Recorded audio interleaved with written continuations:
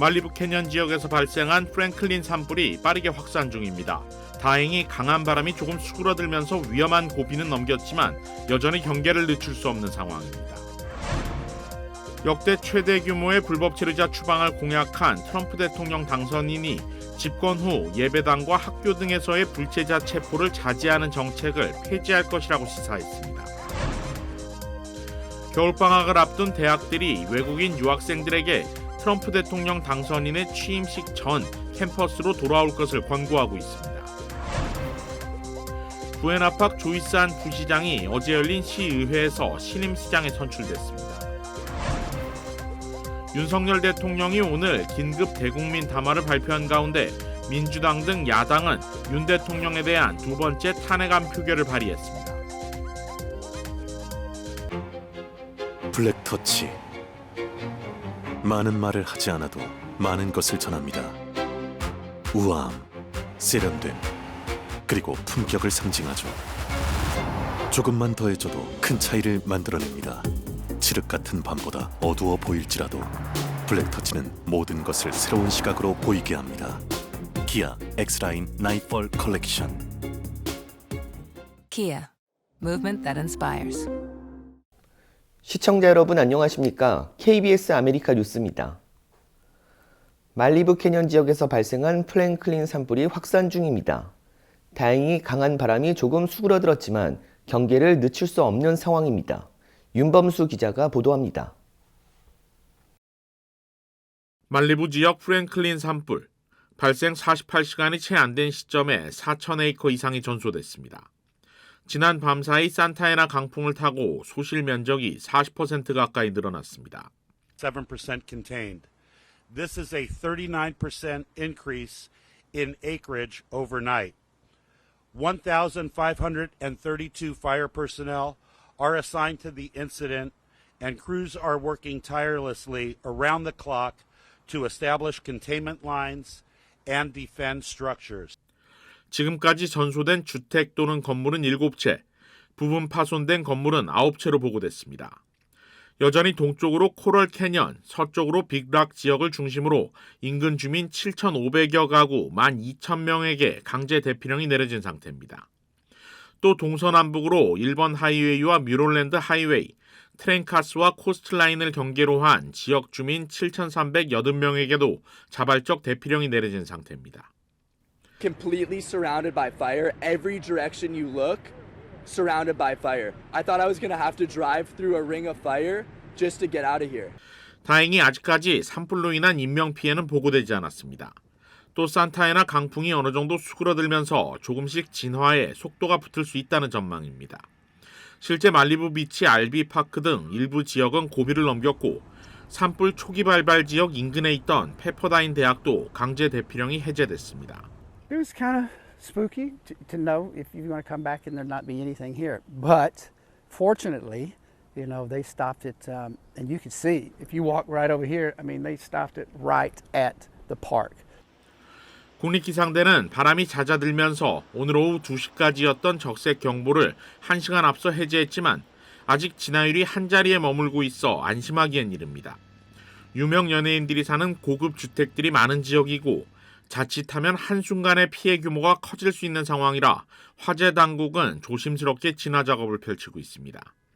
산불로 인한 정전과 도로 폐쇄, 지역별 대피령이 여전한 가운데 산타모니카 말리부 통합교육군의 모든 학교들도 내일까지 문을 닫습니다. 또 PCH와 토펜가 캐년 블루버드, 뮤롤랜드 드라이브 등 말리부 주요 도로는 주민들 외에 제한적으로 통행이 이뤄지고 있습니다. KBS 뉴스 윤범수입니다. 역대 최대 규모의 불법 체류자 추방을 공약한 트럼프 대통령 당선인이 집권 후 예배당, 학교 등에서의 불체자 체포를 자제하는 정책을 폐지할 수 있다는 보도가 나왔습니다. 현재 이민세관 단속국 요원이 예배당, 학교, 병원, 장례식장, 결혼식장, 공개 시위 현장과 같은 민감한 장소에서는 감독관 승인 없이 이민자를 체포하지 않고 있는데 트럼프 당선인은 그와 같은 정책을 폐기하려 한다고 NBC 뉴스는 보도했습니다. 장소 제약 없는 불체자 체포는 트럼프 1기 행정부 고위 당국자 출신 인사들이 집필자로 다수 참여한 강경 우파 정책지 프로젝트 2025에 적시된 것이라고 NBC는 전했습니다. 예배당, 학교 등에서 불체자 체포를 자제하는 정책은 버락 오바마 행정부 때인 2011년 당시 이민세관 단속국 국장이었던 존 볼턴 주재로 도입됐고 현재까지 이어지고 있습니다. 그러나 이 정책 하에서도 이민세관 단속국 요원들은 국가안보나 테러와 관련된 상황 또는 위험한 중범죄자 체포가 필요한 상황 등에서는 체포를 위해 민감한 장소에 진입하는 것이 허용돼 왔습니다. 겨울방학을 앞둔 대학들이 외국인 유학생들에게 트럼프 대통령 당선인의 취임식 전 캠퍼스로 돌아올 것을 권고하고 있습니다. 오늘 뉴욕타임스 등에 따르면 하버드대, USC, 코넬대, MIT, 유펜 등 많은 대학들은 유학생이 고국을 찾는 겨울방학을 앞두고 이러한 내용의 권고안과 지침을 발표했습니다. 코넬대는 대통령 취임 직후 입국 금지령이 발효될 가능성이 높다고 경고했습니다. 하버드대는 상황을 면밀히 모니터링 중이라며 유학생들에게 대통령 취임식이 열리는 1월 20일 이전인 13일까지 입국할 것을 강조했습니다. 이에 앞서 USC, 유펜, 웨슬리언대 등도 학생과 방문 비자를 소유한 모든 외국인 유학생, 교수진, 직원에게 여행 권고문을 통해 트럼프 대통령 당선인의 취임식 이전에 미국으로 돌아올 것을 강력히 고려하라고 촉구한 상태입니다. 미국 내 한국 유학생은 4만 3천여 명으로 전체 유학생 중 인도와 중국에 이어 3위를 차지하고 있습니다. 부에나팍 조이산 부시장이 어제 열린 시의회에서 신임 시장에 취임했습니다. 이우수 기자가 취재했습니다. 지난해 10월 부에나팍 시의회는 한인 상권 밀집 지역인 비치 블루버드 일대를 한인타운으로 명명했습니다. 한인 상권이 지역 경제에 기여하는 점을 인정받은 끝에 내려진 결정인데 한인타운 지정 배경에는 지난 2022년 중간선거에서 부에나팍 1지구 시의원에 당선된 조이산 의원의 노력이 컸다는 평가를 받고 있습니다. 지난해 연말 부시장에 선출됐던 조이산 의원이 어제 열린 시의회에서 부에나팍 시장직에 올랐습니다. 조이산 시장은 앞으로 1년 동안 전반적인 시정부 정책을 이끌면서 한인 커뮤니티를 위한 다양한 지원 사업도 펼칠 계획이라고 밝혔습니다. 한인 비즈니스들을 위해서도 더 좋은 에피션한 시스템을 만들어서 서비스를 해드릴 거고요. 한인 거주민 비율이 높은 만큼 보다 한국적인 모습을 갖춘 도시를 만들기 위한 공원 정화 사업도 추진될 계획입니다. 한국 정자 등 여러 가지 유니크하고 또 프렌리한 그런 엔바이러먼트를 만들려고 해요. 부에나팍시에 위치한 소스몰에서는 한국 유학 박람회, 김치의 날 행사, 한복 패션쇼와 같은 한국을 널리 알리는 행사가 열리고 있습니다. 부에나팍시는 한미 간 문화 교류 행사도 늘려가겠다는 계획입니다. 또한 5번 프리웨이 출구에 부에나팍 코리아타운 안내문을 세우는 등 지역 상권과 커뮤니티를 알리기 위한 노력을 이어갈 계획이라고 밝혔습니다. 부에나팍시는 어제 열린 의회에서 1년 동안 시장직을 역임한 수잔 소니 전임 시장에게 공로패를 전달했고 신임 부시장에 코너 트라우트 의원을 지명했습니다. 부에나팍 시의회 구성원 중 유일한 한인으로 남아있는 조이산 신임 시장은 다인종으로 구성된 시의회 구성원들과 호흡을 맞춰 문화의 다양성이 존재하는 부에나팍시를 만들기 위해 노력하겠다고 밝혔습니다. KBS 뉴스 이우수입니다. 한국 소식입니다. 오늘 윤석열 대통령이 긴급 대국민 담화를 발표한 가운데 민주당 등 야당은 윤석열 대통령에 대한 두 번째 탄핵안 표결을 발의했습니다. 김영은 기자입니다. 권성동 의원 등 여당 중진 의원 18명이 국회의장실로 향합니다. 야당이 윤석열 대통령 탄핵 소추안 상정과 표결을 토요일에 하려는 건 집회 참가자들이 국회 주변에 모이게 하려는 의도라며 우원식 국회의장에게 항의했습니다. 지난주 토요일엔 집회 참가자들이 국회 출입구를 막고 신분증을 조사하는 상황까지 벌어졌다고 따졌습니다. 신변 안전에 심각한 문제가 될 수 있으니까 무도하게 그렇게 국회 직원 또 당직자 국회의원들을 위협적으로 그렇게 대하는 어떤 그런 상황이 다시 재현돼서는 안 된다는.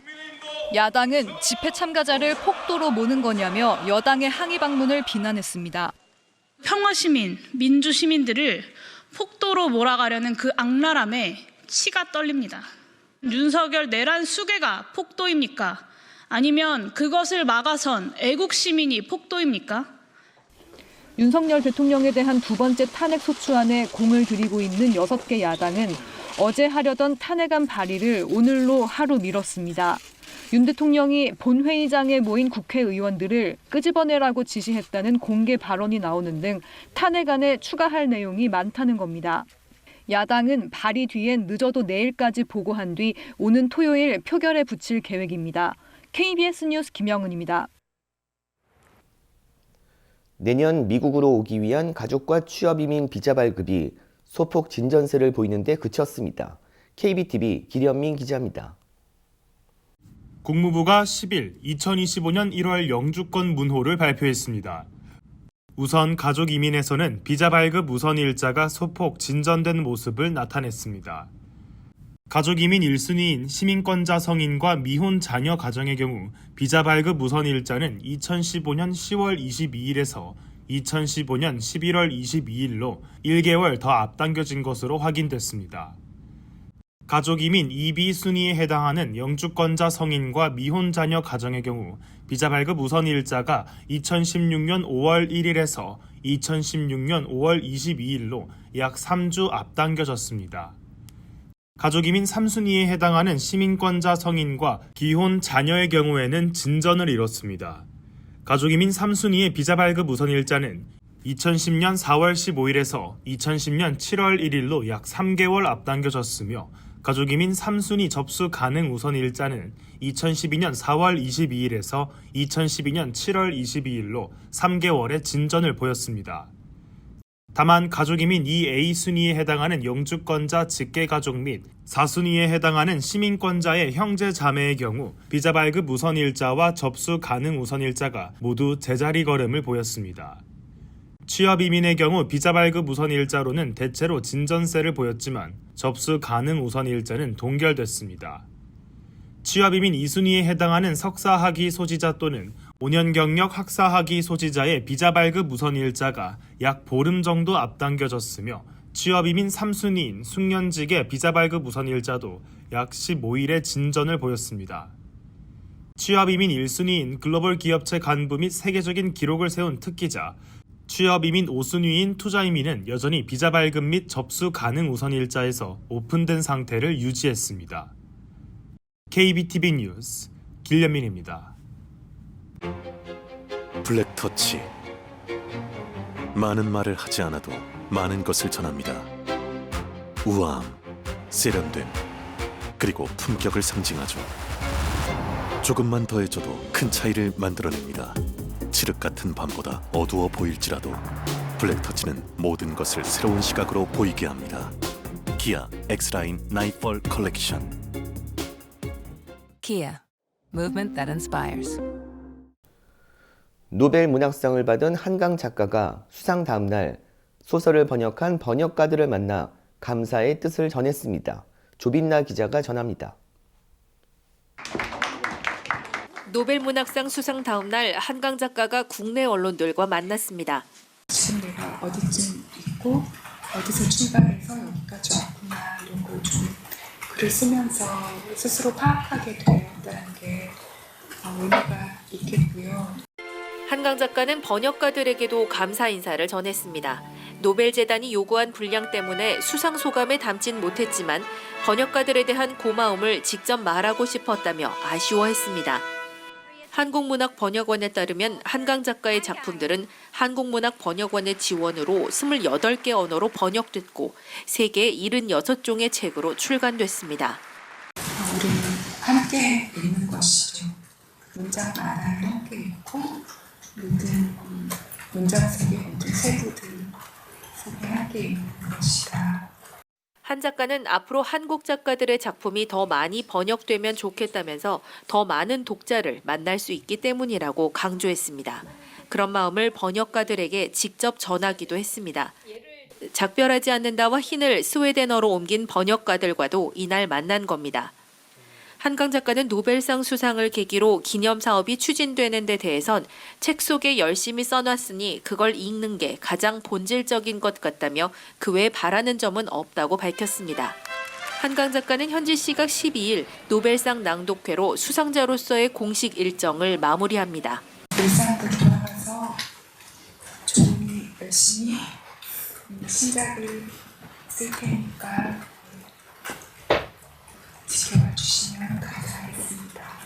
스톡홀름에서 KBS 뉴스 조빈나입니다. 조 바이든 대통령이 총기 소지 위반과 탈세 혐의로 유죄 판결을 받은 차남 헌터를 사면한 데 대해 소수의 사람들만 찬성하는 것으로 나타났습니다. AP통신이 지난 5일부터 닷새간 성인 1250명을 대상으로 조사한 결과 전체 응답자의 22%만 바이든 대통령의 아들 사면을 지지한다고 밝혔습니다. 응답자 중 51%는 헌터 사면에 반대했고 18%는 찬성하지도 반대하지도 않는다고 답했습니다. 정당별로는 민주당 지지자 38%, 무당층 12%가 찬성했고 공화당 지지자는 7%만 찬성했습니다. 다만 바이든 대통령의 아들 사면에도 불구하고 바이든 대통령의 직무수행 평가에는 큰 변화가 없어 국정운영 지지율은 근래 조사한 것과 비슷한 수준인 39%를 기록했습니다. 기술주 중심의 나스닥 지수가 사상 처음으로 2만 선을 돌파했습니다. 김지숙 기자가 보도합니다. 미국 뉴욕 증시에서 나스닥 지수가 전날보다 1.77% 오르면서 2만 선을 돌파하며 장을 마쳤습니다. 1971년 지수 출범 이후 처음입니다. 대형주 중심의 S&P 500 지수도 0.82% 올라 장을 마감했습니다. 미 연준이 기준금리를 인하할 거란 전망 등이 영향을 미친 걸로 분석됩니다. 실제 11월 소비자 물가지수는 전월 대비 0.3%, 전년 대비 2.7% 올랐습니다. 지난 10월 상승률보단 0.1%포인트씩 올랐지만 모두 시장 예상에 부합했습니다. 물가가 크게 튀어오르지 않으면서 시장은 연준이 올해 안에 기준금리를 추가로 인하할 걸로 예상합니다. 시카고 상품거래소 패드워치에 따르면 다음 주 연준이 기준금리를 25%포인트 인하할 확률은 98%에 달합니다. 특히 나스닥 시장에선 대형 기술주 매그니피센트 7에 속하는 엔비디아와 아마존, 테슬라 등이 지수 상승을 이끌었습니다. 특히 테슬라는 5.93% 오르며 사상 최고치인 424달러 77센트를 기록했습니다.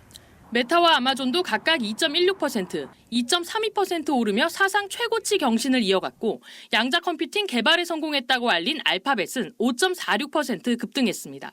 트럼프 당선인이 이끄는 새 행정부에서 기술 규제를 완화할 거란 기대감이 작용하고 있는 걸로 풀이됩니다. 나스닥 지수는 지난달 6일 트럼프 당선이 확정된 이후 큰 폭의 상승세를 보였습니다. 다만 내년엔 금리 인하 속도 조절이 불가피할 전망입니다. 트럼프 당선인 취임 후 관세 인상 등의 공약이 이행될 경우 인플레이션 압박이 커질 수 있어 연준이 신중한 입장을 취할 거란 분석이 나옵니다. 워싱턴에서 KBS 뉴스 김지숙입니다. 아마존이 현대자동차 판매를 시작했습니다. 아마존에서 자동차를 판매하는 것은 현대차가 처음입니다. 아마존 홈페이지에서 LA, 뉴욕, 시카고 등 48개 도시에서 아마존으로 현대차 신차를 구매할 수 있다고 공지하고 판매를 시작했습니다. 지난해 11월 열린 2023 LA 오토쇼에서 전략적 파트너십을 발표하고 온라인 자동차 판매에 나서기로 한 지 1년 만입니다. 현재 시험 운용 중인 아마존 오토 코너에선 팰리세이드, 코나, 엘란트라 등 10개 모델을 살 수 있습니다. 아마존 오토는 딜러가 오픈마켓 판매자처럼 아마존 오토에 매물을 올려놓는 식으로 온라인에서 구매한 차량은 원하는 시간에 직접 딜러샵을 찾아가서 받거나 집으로 요청할 수 있습니다. 아마존 측은 내년에 다른 브랜드도 추가할 예정이라고 밝혔고 현대자동차 측은 거래 시간을 크게 줄이는 효과가 있을 것으로 기대하고 있습니다. 내년 1월부터 미국으로 수입되는 중국산 태양광 웨이퍼와 폴리실리콘에 대한 관세가 50%로 2배로 인상됩니다. 미 무역대표부는 오늘 통상법 301조에 따라 이런 조치를 취했다고 밝혔습니다. 또 내년부터 텅스텐의 관세도 기존 0%에서 25%로 오릅니다. 태양광 웨이퍼와 폴리실리콘은 태양광 전지 제조에, 텅스텐은 무기나 컴퓨터 칩 제조 등에 각각 사용됩니다. 무역대표부는 오늘 발표된 관세 인상은 중국에 유해한 정책과 관행을 더디게 할 것이라고 말했습니다. 앞서 조 바이든 대통령은 지난 5월 중국의 불공정 무역 관행과 그에 따른 피해에 대응한다는 이유로 무역대표부의 무역법 301조에 따라 전기차, 배터리 등 대중국 관세를 인상하도록 지시했습니다. 이에 따라 무역대표부는 중국산 전기차에 대한 관세를 100%로 올리는 등의 조치를 시행한 바 있습니다. 10월 유방암 예방의 달을 맞아 10월부터 11월까지 미션시티 커뮤니티 클리닉에서 무료 유방암 검사가 진행됐습니다. 서류 미비자와 무보험자를 대상으로 이루어진 무료 유방암 검진에는 올해 70여 명의 유방암 의심 환자가 무료 검진 행사를 찾았고 이 중 5명의 환자가 정밀 진단을 받은 것으로 집계됐습니다. 미션시티 커뮤니티 클리닉은 정기적인 검진을 통해 조기 발견이 중요하다고 강조했습니다. 40살 넘으신 분들은 꼭 1년에 한 번씩 무료로 하셔가지고 이런 걸 발견하셔가지고 고치고 트리트하는 게 내 생각에 낫다고 생각합니다. 한편 미션시티 커뮤니티 클리닉에 따르면 올해 무료 검진자 중 유방암 확진을 받은 환자는 없는 것으로 집계됐습니다.